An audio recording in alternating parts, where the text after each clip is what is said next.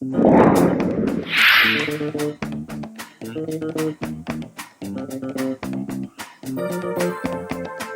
Dabo, bonjour. Bonjour. Vous êtes un avocat français, Mhm. originaire du Sénégal. Et Mhm. vous avez défrayé la chronique parce que tout dernièrement, beaucoup de reportages ont été faits sur vous et sur votre parcours, notamment dans le barreau de Strasbourg. Mhm.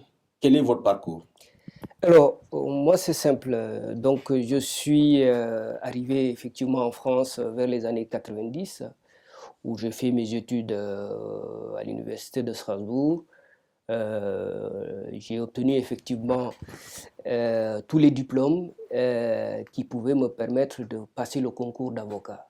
C'est vrai que dans le barreau de Strasbourg, surtout dans cette région-là, il est difficile pour les Noirs et pour les personnes qui sont d'origine étrangère d'accéder à ce barreau. C'est-à-dire que vous prenez, il y a des années où il n'y a aucun Noir ou aucun Maghrébin qui réussissent au concours d'entrée. Alors moi, à l'époque, quand je le faisais, on était trois à réussir à ce concours. Donc, on a fait effectivement la formation d'avocat.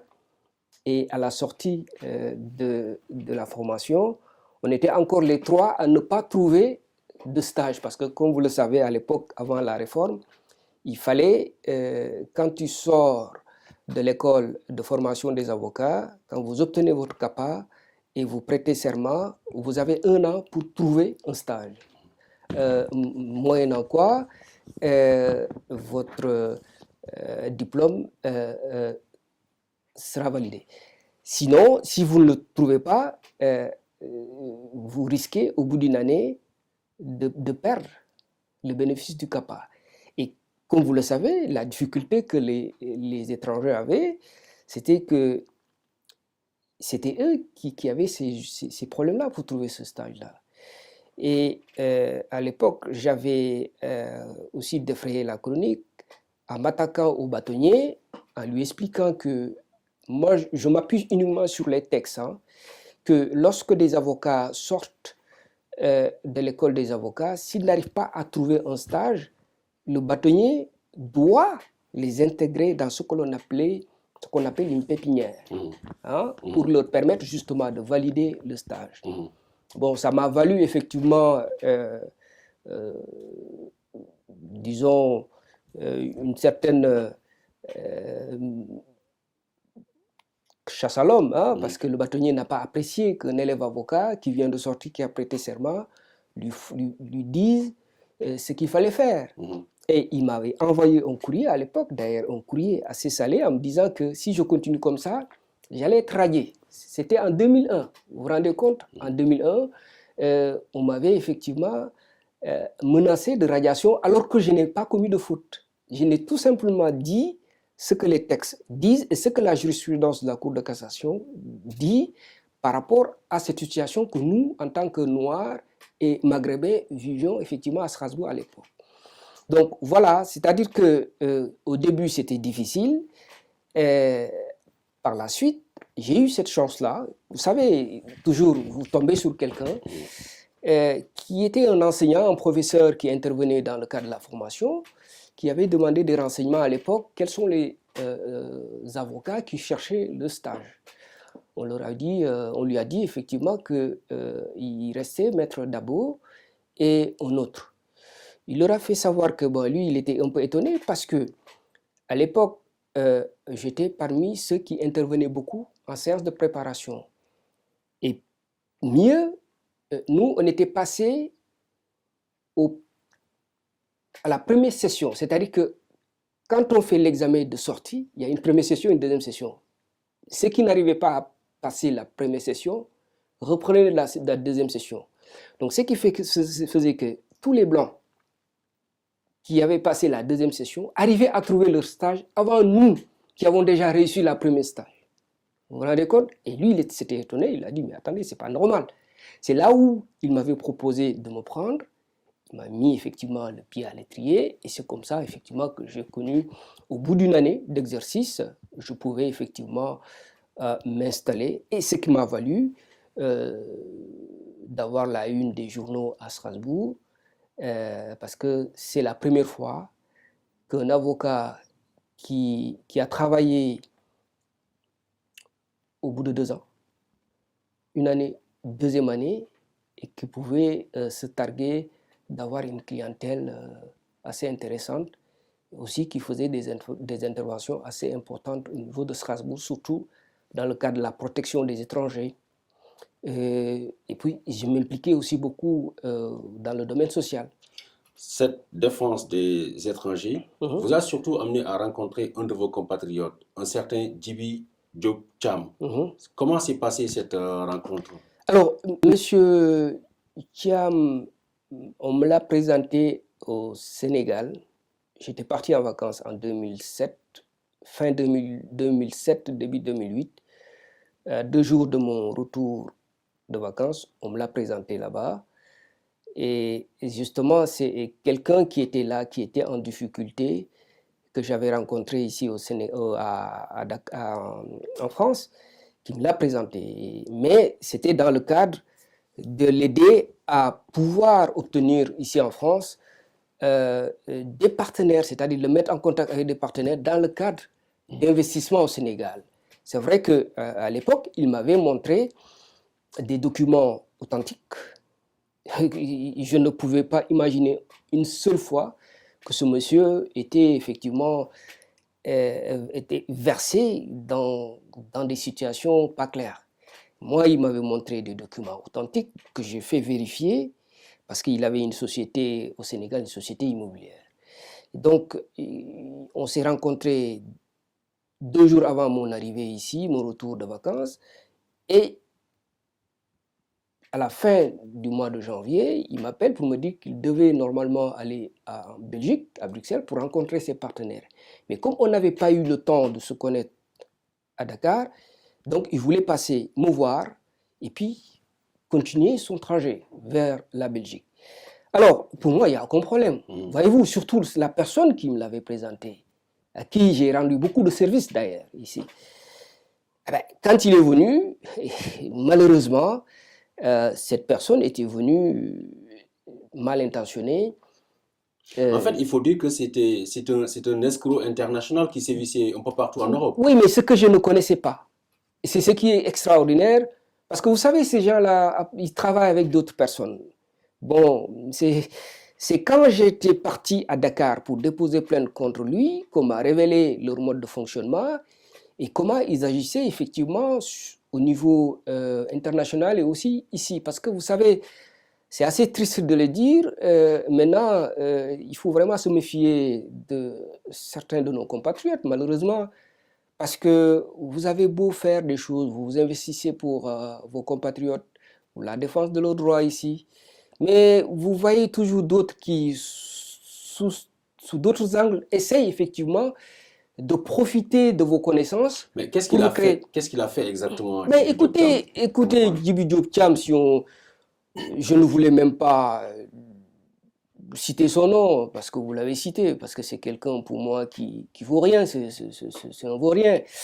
Mais ce type, c'est quelqu'un qui était venu à Strasbourg, effectivement, et qui demandait à ce que je le mette en contact avec des amis. Bon, comme vous savez, je suis dans le milieu des avocats, forcément je connais du monde, hein, des gens qui sont vraiment, qui sont bien. Et c'est dans ce cadre-là que je lui ai présenté cet ami-là en question. Mais ce que je ne savais pas, d'ailleurs, c'est qu'il y avait une conjonction de situations. C'est-à-dire que je lui ai présenté un monsieur qui travaille avec les renseignements généraux. C'est-à-dire que ce monsieur travaille avec les renseignements généraux. Bon, je le savais par la suite. Je le sais par la suite, c'est que on avait l'impression que ce monsieur me fréquentait, que je connais très bien, parce qu'il avait un objectif bien précis, c'était d'arriver à me faire tomber, en fait. Qui, Djibi Diop Thiam ou l'autre monsieur? L'autre monsieur, c'est-à-dire que C'est pourquoi je dis, c'est une conjonction de situations. Vous étiez déjà suivi par les renseignements généraux sur leur tablette et vous avez le malheur de tomber sur un compatriote à qui vous voulez rendre un service. Voilà, c'est-à-dire que j'ai eu le malheur d'être suivi par les renseignements généraux de Strasbourg pour la bonne et simple raison que je m'occupe, c'est vrai, d'un contentieux assez délicat qui était le contentieux des étrangers. Vous savez, quand vous vous occupez du contentieux des étrangers, on pense que vous êtes de mèche avec ces gens-là. Et quand vous arrivez à faire tomber des procédures, par exemple, d'expulsion, des procédures de reconduite à la frontière, et que vous êtes arrivé à vous faire honneur par rapport à ça, et vous les embêtez un tout petit peu. Et là-dessus, je faisais effectivement l'objet d'une surveillance assez accrue, parce que l'objectif, au final, c'est d'arriver à ce que je sois mêlé dans des histoires pour que je puisse sortir de Strasbourg. C'est-à-dire que leur objectif, c'est que pour eux, j'étais l'empêcheur de dormir tranquille. D'accord? Et surtout, quand vous voyez, je dénonçais tout ce qui se passait à Strasbourg. Malheureusement, c'était cette période-là où je faisais connaissance avec Djibi Diop Thiam. Et ils ont profité de cette situation. J'ai la note des renseignements généraux, hein, vous voyez. Et ils sont même allés jusqu'à dire que moi, je faisais partie d'une secte mouride, alors que je ne suis ni mouride. C'est écrit noir sur blanc. Pour eux, le mouridisme, c'est une secte en quelque sorte. C'est une secte en quelque sorte. Vous voyez, c'est ça la note des renseignements généraux qui dit tout simplement que, je suis dans une secte mouride, j'ai embrigadé ce monsieur dans le but, effectivement, le monsieur qui s'est dit être victime, hein, Durac et Mohamed, dans le but, effectivement, de l'escroquer. Or, c'est ici, hein, que va faire exactement Djibi Diop Thiam? Il lui a pris de l'argent, ça se passe comment? Alors, ce qui s'est passé, c'est extraordinaire. Ça s'est passé chez moi. Djibi Diop Thiam, je l'ai hébergé chez moi. Monsieur Durac venait lui rendre visite chez moi. Et quand je pars au cabinet, au travail, il allait le voir. Et ils se sont mis d'accord par la suite. Moi, c'est par la suite, parce qu'au départ, moi, je n'étais pas mêlé dans cette histoire. C'est par la suite que moi, j'étais par la suite obligé d'intervenir, non seulement pour essayer de faire en sorte que ce processus puisse s'arrêter, parce que moi-même... C'était quoi le processus? Le processus, c'était que Djibi Diop était arrivé, ce monsieur était arrivé à nous faire croire par la suite, parce qu'il m'a mis dedans, qu'il pouvait effectivement aider ce monsieur à obtenir de l'argent par un processus de multiplication de billets. Ça, je l'avais expliqué. Mais ce que j'ignorais, c'est que ce type nous avait déjà ferré depuis le Sénégal. Surtout moi, en fait. C'est-à-dire que je n'y croyais pas, mais c'est par la suite qu'on m'a expliqué le processus, parce que vous savez, la vérité, c'est que quand ces gens-là arrivent au pays, ils travaillent avec des marabouts, il faut le dire. Et ils arrivent à vous ferrer, et quand ils vous ferrent, ils peuvent arriver à vous faire dire et faire n'importe quoi. Pour l'information de nos téléspectateurs, on les appelle les Dorkatou Marto ou Djamoukatou Beidjen. Voilà, les Dorkatou Marto. Et malheureusement, ce type, moi j'étais arrivé à un stade où il me disait de donner de l'argent, je donnais de l'argent. J'ai beaucoup donné de l'argent, j'ai tous les justificatifs comme quoi j'ai sorti de l'argent. Je vous ai montré cela, la preuve des sorties d'argent sur les comptes de mes comptes bancaires. Il me disait, voilà, je dépense, je sortais, mais je ne savais même pas ce que je faisais. Et ce monsieur Durac, il lui avait effectivement aussi demandé de l'argent. Et ce monsieur, ce qui s'est passé, il lui a amené une enveloppe, mais on n'est pas, moi personnellement aujourd'hui, et je le dis, et d'ailleurs je l'ai dit à Dakar, parce que quand j'ai déposé plainte à Dakar, c'était ce que j'avais expliqué, ici ce que j'avais expliqué. Ce monsieur m'avait fait croire qu'il a remis effectivement une somme d'argent à Djibi Diop Thiam. Bon, moi, jusqu'à preuve du contraire, c'était jusqu'à cette période-là, j'avais cru à cette version des faits, qu'il aurait remis de l'argent à Djibi Diop Thiam. Et il m'a fait croire à cela, moi, il n'a jamais compté de l'argent devant moi en essayant effectivement ou en cherchant à remettre cet argent-là à Djibi Diop Thiam. Parce que quand il y a escroquerie, il faut qu'il y ait une remise de fonds. Simplement, il lui remettait, effectivement, il y a une enveloppe qui est là, il donnait une enveloppe à Djibi Diop Thiam. Qu'est-ce qu'il y avait dedans et quel était le montant? Ça, je ne pouvais pas le dire. Mais simplement, comme c'était un ami, je ne pouvais que croire à ce qu'il me disait. Aujourd'hui, Djibi Diop Thiam a réussi à faire son coup et tout cela va se retourner contre vous. Alors, oui, parce que ce monsieur, quand on l'a interrogé, quand il est parti à la police justement, c'était pas pour déposer plainte contre moi, hein. Il le dit dans sa déposition. Il dit que lui, il ne veut pas déposer plainte contre moi. Il a dit qu'il n'est pas là pour déposer plainte. Il est là tout simplement parce que il estime que M. Thiam lui avait pris de l'argent. Il estime tout simplement que il sait qu'il peut récupérer cet argent. Et quand les policiers lui ont dit, mais attention, M. Djibi Diop Thiam, il est sénégalais et Maître Dabo aussi est sénégalais. Maintenant, je ne suis plus le français, mais je suis le sénégalais. Et que dans ces conditions-là, ils sont sénégalais, je suis sénégalais, je ne peux être que leur complice. Et ils ont insisté à ce que ce monsieur puisse déposer plainte contre moi. Et c'est le début d'un emballement. Alors, c'est le début d'un emballement. Il le dit dans sa déposition. Il n'a jamais cru que moi, j'étais effectivement mêlé dans cette affaire parce que lui-même, il va dire que je lui ai remis de l'argent. Lui-même, il affirme que j'ai effectivement perdu beaucoup d'argent dans cette histoire. Il le dit dans sa déposition. Vous le voyez, vous pouvez le lire pour les téléspectateurs. Ce qu'il a dit, ce serait intéressant que vous le lisiez, parce que ça, c'est sa déposition. Vous voyez ce qu'il dit. Hein? Il dit, Dabo a accepté de verser la moitié. Il m'a remis cette somme le jour de mon dépôt de plainte. Et je demande de me débrouiller pour m'avoir que des billets. Ouais. Je me suis servi de 20 000 euros de Dabo pour rembourser un de mes créanciers. Alors, j'ai donné de l'argent à M. Durac pour l'escroquer. En fait, c'est le début de cet emballement-là. C'est-à-dire que moi, je suis victime de partout. Ce M. Durac me prend mon argent. Djibi Diop Thiam me prend mon argent.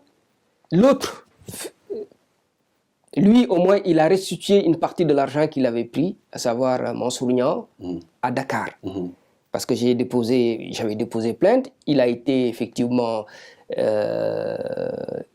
interpellé.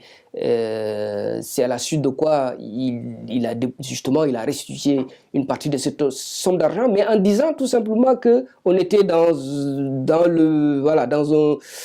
un processus d'affaires ou je ne sais pas quoi, alors que c'est totalement faux, ça n'a rien à voir. Il a cherché à nous escroquer, voilà. Mais ce type d'escroquerie, malheureusement,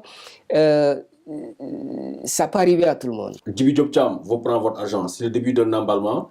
Ça conduit à une plainte au niveau du barreau de Strasbourg qui en profite pour faire en quelque sorte un règlement de compte. Voilà, il y a une plainte qui a été déposée. Bon, moi j'ai été effectivement mis en cause par le doyen du juge d'instruction parce que vous savez, monsieur, je vais le citer, hein, Jean-Baptiste Poli, parce que je l'avais dénoncé à l'époque. Ce juge d'instruction n'aime pas les Noirs. Et il le dit, moi, il me l'a dit ouvertement. Il l'a dit aux avocats, vous n'avez pas réussi à l'empêcher d'être avocat, mais moi, je vais réussir à le faire sortir du milieu des avocats. Il me met en examen dans cette affaire.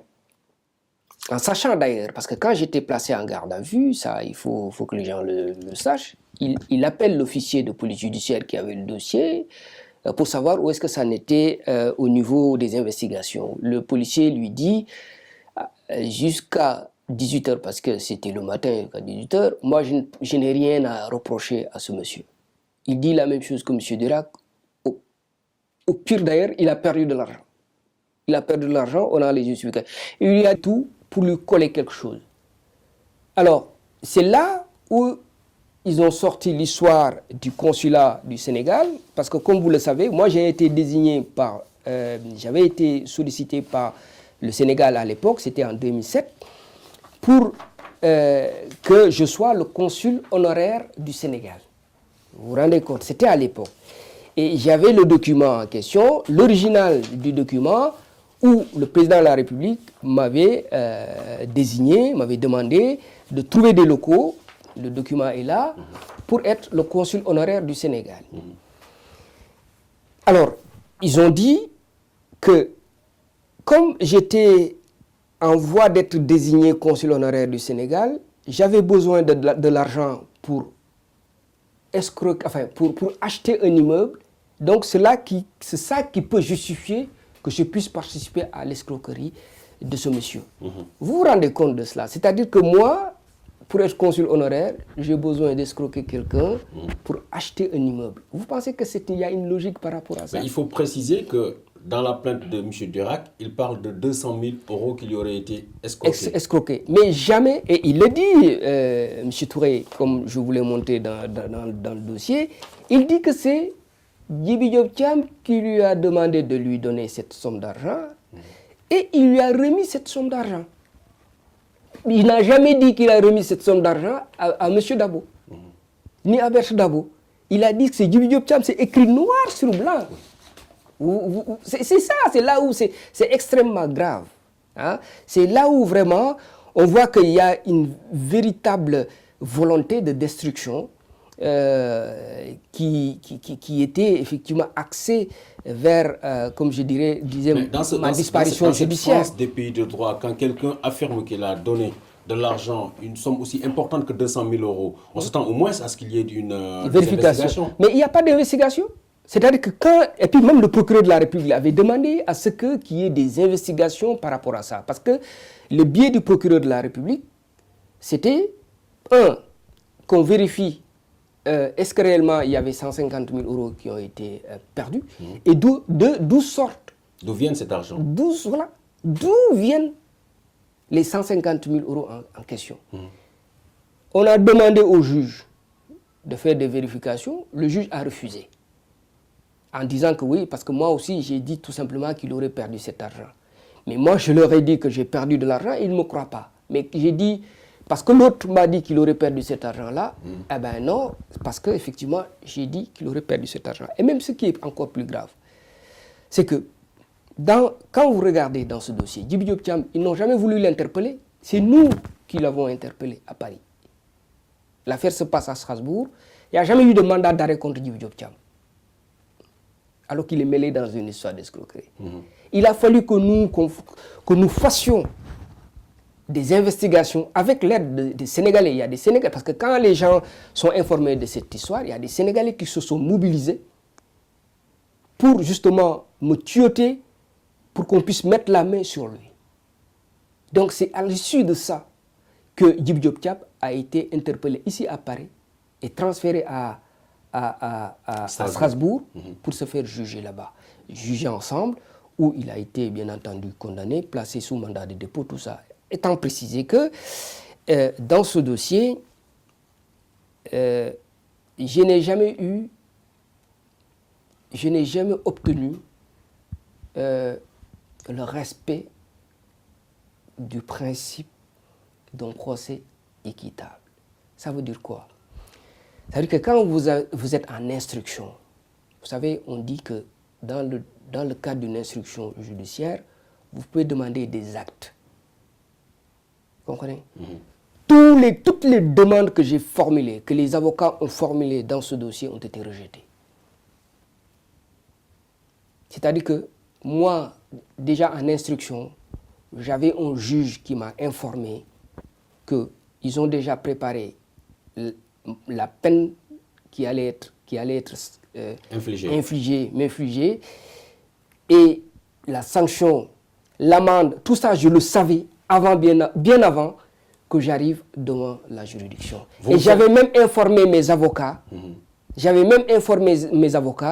qu'il y a un juge qui risquait d'être désigné pour me juger, et ce juge-là, s'il était désigné parce qu'il n'était pas compétent pour me juger, il l'avait juste téléguidé uniquement pour qu'il puisse appliquer la sanction. Et les avocats ne m'avaient pas cru. À 48 heures de l'audience, j'ai eu la confirmation que c'est le même juge qui avait été désigné qui avait condamné déjà des avocats noirs, qui a été désigné pour justement me juger dans ce dossier. Et on a fait une demande de récusation dans ce dossier, une requête en récusation que j'avais formulée. Le procès avait été suspendu. Et qu'est-ce qui s'est passé? Le noir qui demande la récusation du magistrat blanc, ça ne peut pas passer. Eh bien, ils l'ont maintenu. Et vous savez, ils l'ont maintenu, c'est ça qui est dramatique. Ils l'ont maintenu, eh bien forcément, il ne me fait pas cadeau, parce que je l'ai récusé. Vous savez, il y a des juges qui font toute leur carrière, on ne fait jamais de récusation. Mais vous récusez un juge, vous savez qu'il ne va pas vous faire un cadeau. Il ne regarde là même pas le dossier. D'ailleurs, dans son jugement, il le dit. Hein, il dit tout simplement que j'ai voulu le récuser. Et comme j'ai perdu la récusation, eh bien forcément, il me sanctionne.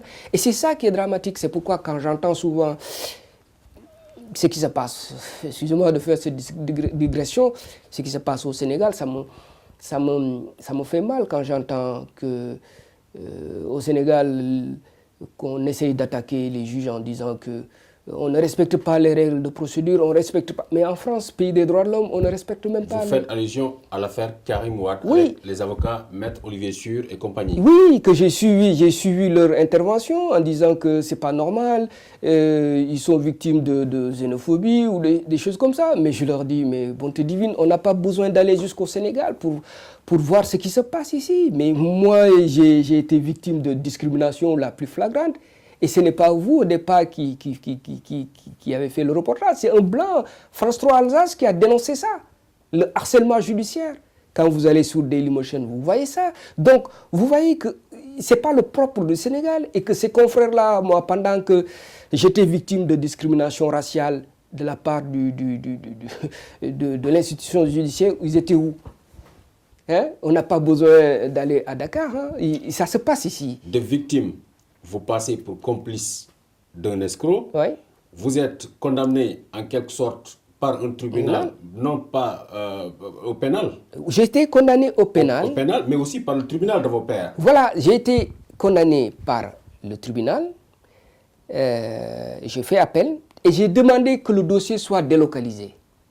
Pour son dépaysement. Pour son dépaysement. Là aussi, ils me refusent. Et comme quand j'ai demandé le dépaysement, ils l'ont refusé, j'ai fait un pouvoir en cassation sur cet élément-là. Parce que quand vous faites la demande de dépaysement et que la requête est refusée par le parquet général de Colmar, vous avez, les textes vous donnent la possibilité de saisir le parquet général de la Cour de cassation, chambre criminelle de Paris. Mario Stasi, paix en son âme, le bâtonnier Stasi, avait fait cette requête-là avec un confrère de Strasbourg. Mais vous savez, entre eux, le téléphone sonne. Ils ont refusé la délocalisation. Parce qu'il faut effectivement que le jugement qui avait été rendu à Strasbourg soit validé à la Cour d'appel de Colmar pour que la récusation que j'avais formulée contre ce magistrat-là soit purement et simplement entérinée. Qu'on dise que bon, c'est une récusation qui ne tenait pas. Donc, il y a eu un effet de corps entre les magistrats. Vous savez, c'est le nègre contre ces magistrats blancs. Donc je n'ai aucune chance. Et même les avocats blancs, même quelques magistrats blancs me l'ont dit. Avouez, les dés sont déjà jetés, mon cher. Et la sanction, c'est purement et simplement la radiation. C'est ce qu'ils veulent. Du barreau de Strasbourg. Alors, ce qui se passe, c'est que quand j'ai fait le pouvoir en cassation, lorsque j'ai été condamné en appel, nous, on pensait que cette affaire s'était terminée. Parce que lorsque le dossier était en instruction, le juge d'instruction avait demandé, juge de liberté, que je sois interdit d'exercer. C'était en 2008. Et les avocats de Strasbourg, à l'unanimité des voix, ont refusé. C'était en 2008.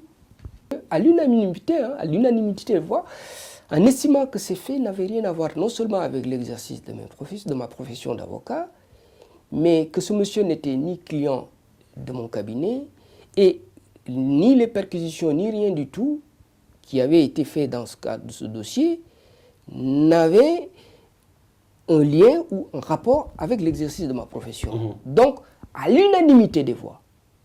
Et le parquet général à l'époque n'a pas fait appel. Le juge d'instruction n'a pas fait appel. Personne n'a fait appel. Donc, il y a ce qu'on appelle l'autorité de la chose jugée. Donc, on ne pouvait pas m'interdire d'exercer. Et j'ai continué de 2008. Moi, je n'ai jamais fait l'objet de suspension. Et bizarrement, lorsque mon pouvoir avait été refusé par le parquet, par la Cour de cassation, bizarrement, je reçois une requête du parquet général de Colmar demandant à ce que moi, je sois radié du barreau de Strasbourg. Alors, c'est par la suite qu'on m'a expliqué le deal qui était fait sur mon dos.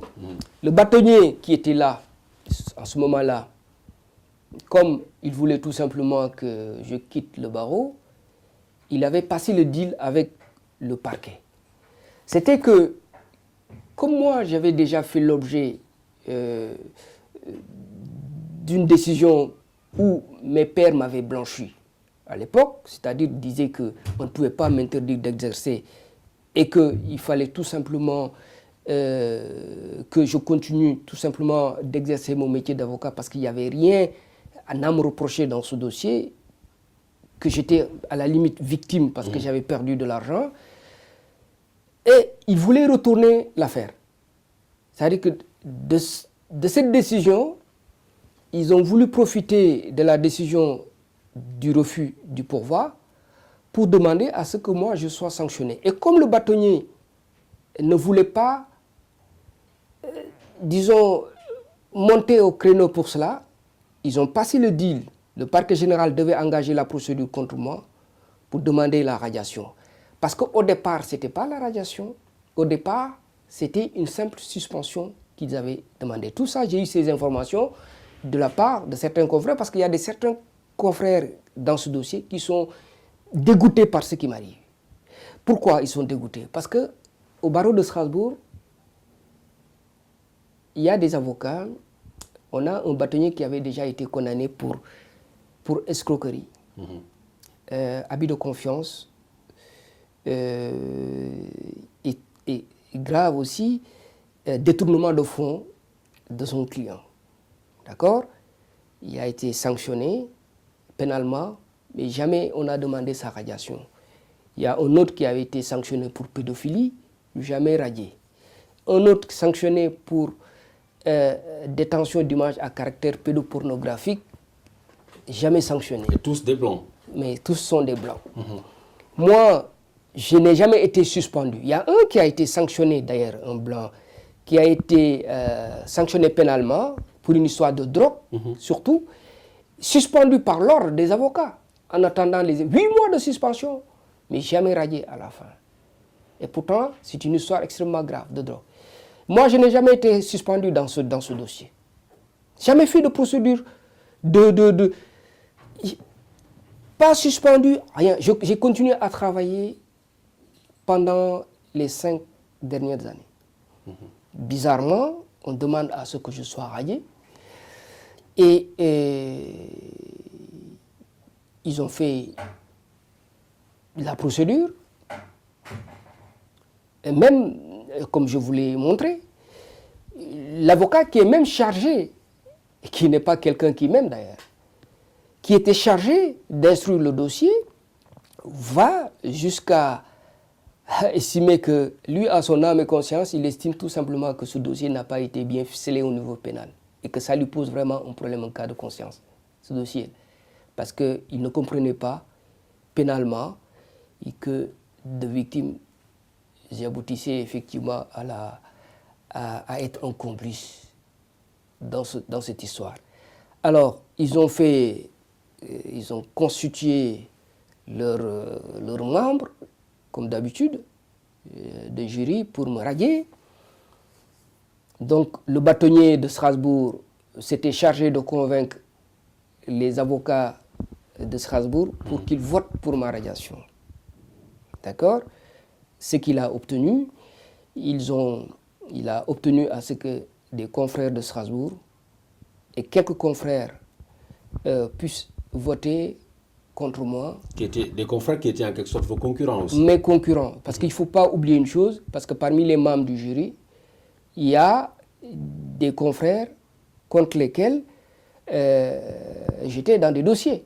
Ils ne peuvent même pas statuer dans le dossier contre moi. C'est-à-dire que dans une demande de radiation, ils ne peuvent même pas statuer parce qu'il y a un conflit d'intérêt. Oui. Mais ils s'en foutent complètement. Dès l'instant qu'il faut arriver à radier Maître Dabo qui est celui qui gêne et qui leur a pris effectivement leur client, on passe outre. Donc ils ont prononcé en première instance une radiation. Je fais appel. Ce qui est dramatique, et ça, c'est extrêmement grave. Ça se passe en France. On prononce une radiation contre quelqu'un. Je vais en appel. Je demande à ce que le dossier soit délocalisé. J'ai été défendu par Maître Abdoulaye Tine, l'avocat franco-sénégalais, qui s'est constitué dans ce dossier, et il a demandé à ce que le dossier soit délocalisé. Ce qui est tout à fait normal parce que parmi les membres de la Cour, il y avait une des conseillères, c'est une femme, qui connaissait le dossier en instruction. Donc elle ne peut pas statuer. Et le président de la Cour, le président de la section de la Cour qui s'occupait de ce dossier, sa femme est avocate dans le même barreau que la présidente du conseil de discipline qui a pris la décision de radiation. Donc vous voyez qu'il y a un problème. Donc j'ai demandé à ce que le dossier soit délocalisé. J'arrive et le président me dit tout bonnement que moi, ce n'est pas à moi de leur dire ce qu'il faut qu'ils fassent. Et que lui, il va joindre le dossier au fond. C'est-à-dire qu'on est en matière disciplinaire, Monsieur Touré. Ça, il faut que les gens le comprennent. Il y a la matière disciplinaire et la matière pénale. C'est en matière pénale, quand vous soulevez une exception de nullité, le juge peut dire « je joins le dossier au fond ». Là, on est en matière disciplinaire. Vous soulevez tout simplement une demande de dépaysement, qui n'est pas une exception de nullité. Le juge ne peut pas dire « je joins le dossier au fond ». Parce que d'abord, il faut qu'il statue sur votre demande de dépaysement. Parce que d'abord, il faut qu'on sache est-ce que, oui ou non, c'est recevable ou pas. C'est recevable ou pas. Mais non, il s'en fout. Il m'a dit, de toutes les façons, vous n'avez pas à nous dire ce qu'on a à faire. Écoutez, c'est que ça et ça. C'est comme ça, on décide. Nous, on a décidé, voilà. Alors, pourquoi ils ont fait ça, M. Touré? Parce qu'en le faisant, ils savent que c'est pour m'obliger à arrêter de travailler à Strasbourg. Le temps que la procédure se termine au niveau de la Cour de cassation, parce que vous faites un pouvoir en cassation, le pouvoir n'est pas suspensif, et donc vous êtes obligé, à partir du moment où ils font une confirmation, vous êtes obligé d'arrêter et d'attendre le recours avant de pouvoir espérer revenir. Et vous voyez, quand vous voyez que des juges sont obligés d'enfreindre la loi parce que vous êtes noir, parce qu'ils s'en foutent de vous, vous voyez, et que quand vous entendez de l'autre côté, on vous dit mais on est dans un pays de droit, pays des droits de l'homme, vous posez effectivement des questions, quoi. Et vous vous dites, décidément, il n'est pas bon d'être avocat noir en France, surtout dans certains barreaux, parce que non seulement vos droits ne sont pas respectés, mais quand vous arrivez à monter et que vous démontrez que vous avez quand même cette capacité, les capacités de monter un cabinet et d'avoir une clientèle, et que vous devenez finalement incontournable dans le milieu des avocats, mais vous êtes noir, mais on vous fait tomber. Quel est aujourd'hui le recours pour vous? Qu'est-ce qu'il vous reste à faire? Non, moi actuellement je suis devant la Cour de cassation dans ce dossier.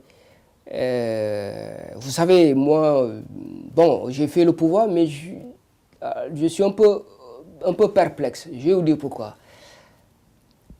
Vous savez, entre le parquet général de Strasbourg et la Cour de cassation le téléphone sonne. Vous comprenez ce qui s'est passé dans le dossier Azibert. Vous voyez, entre eux, le téléphone sonne. Ce n'est pas un black. Vous ne verrez jamais devant la Cour de cassation que un dossier où un black va avoir raison devant des juges blancs. Mais ça, ils ne vont pas l'accepter. Même si le dossier est flagrant. C'est flagrant. C'est-à-dire que la Cour de cassation n'a même pas besoin on n'a pas besoin de faire du droit. On sait que ce dossier, ça doit être annulé. Vous avez aussi la chance d'avoir la double nationalité, la française et la sénégalaise. Du côté des autorités sénégalaises, qu'est-ce qui a été fait? À ce jour, il n'y a rien rien n'a été fait. C'est vrai que déjà, il faut que les autorités sénégalaises répondent au courrier qu'on leur adresse. Monsieur Touré, vous savez, quand vous vous battez pour une communauté, moi je me suis beaucoup battu pour la communauté sénégalaise en France, ici, en tant qu'avocat. J'ai beaucoup aidé les gens dans le cadre de mon métier de façon tout à fait désintéressée. Vous savez, quand vous vous occupez de certains dossiers de régularisation, tout ça, vous savez que vous ne le faites pas si c'est pour de l'argent, vous ne gagnez pas. Et quand on veut effectivement expulser des gens, soit vous êtes déterminé, ou vous n'êtes pas quelqu'un d'engagé, et c'est l'argent qui vous intéresse, vous ne pouvez pas le faire. Donc je me suis beaucoup investi, et tous les gens qui me connaissent savent cela et connaissent mon investissement dans ce domaine-là. Mais ce que j'ai regretté, c'est vrai, c'est que d'une part, moi j'avais envoyé un courrier au ministre de la Justice française pour dénoncer ce qui se passe. J'ai fait une ampliation au ministre de la Justice sénégalaise. Bon, je crois que c'est des gens, ils se disent que bon voilà quoi, ils n'ont rien à voir dans cette histoire. Alors que ils doivent regarder justement, parce que chez eux il y a un procès qui est là-bas, où on met en cause l'institution judiciaire sénégalaise. Et pourtant, ils doivent regarder que les reproches qui sont portés à l'institution judiciaire sénégalaise, ce sont les mêmes reproches que je peux porter, et pire, ici. Tout en sachant que les reproches faits à l'institution judiciaire sénégalaise peuvent être infondés. Mais surtout, c'est des reproches infondés. Parce que vous savez que je ne peux pas croire un seul instant, et je peux vous le dire, parce que, d'ailleurs, je prends maître Ousmane Seye en témoin, parce que lui, il est au courant de ce dossier, parce qu'il est venu me défendre. Il a créé un incident dans ce dossier, en leur disant que c'est du n'importe quoi que vous êtes en train de faire. Comment voulez-vous que quelqu'un puisse être un escroc en donnant de l'argent? 2 heures, plus d'1 heure d'incident au tribunal. Il a apporté toutes les preuves, il leur a tout montré. Ça, c'était une parenthèse. Je dis que le problème aujourd'hui, et M. Touré, ça, c'est dommage, c'est que nous, on est des avocats, nous vivons ce que nous vivons en France. Bon, il n'y a aucune institution qui est parfaite. Il y a des erreurs parfois. Mais quand il y a des erreurs, si on vous met le petit doigt sur ces erreurs-là, il faut savoir les reconnaître. Parce que le mécanisme judiciaire est dangereux. Quand ce mécanisme-là se met en branle, c'est comme un rouleau compresseur. Vous comprenez? Et c'est pourquoi je ne peux pas accepter que ces reproches-là puissent être faits à l'institution judiciaire sénégalaise pour avoir été, moi, victime de ce qui se passe ici au niveau de l'institution judiciaire française. Et je peux dire que les reproches qui sont faits là-bas, j'invite ces confrères-là à consulter ce qui m'est arrivé, à voir le racisme de plus près dont je suis victime. Et ça, je crois que vous n'êtes pas le seul. Vous avez vu que sur Internet, partout, il y a la société civile strasbourgeoise même qui a dénoncé ce dont je suis victime à Strasbourg. Il y a des gens même qui ont créé un site pour dénoncer tout cela. Il y a des signatures qui ont été, une pétition en ligne, tout ça. Mais ce n'est pas des Sénégalais qui l'ont fait, c'est les Français. excusez-moi, les tubaab, si on peut dire, qui l'ont fait et qui ont dénoncé effectivement cette procédure qui a été engagée contre moi. Pourquoi? Parce que je dérange.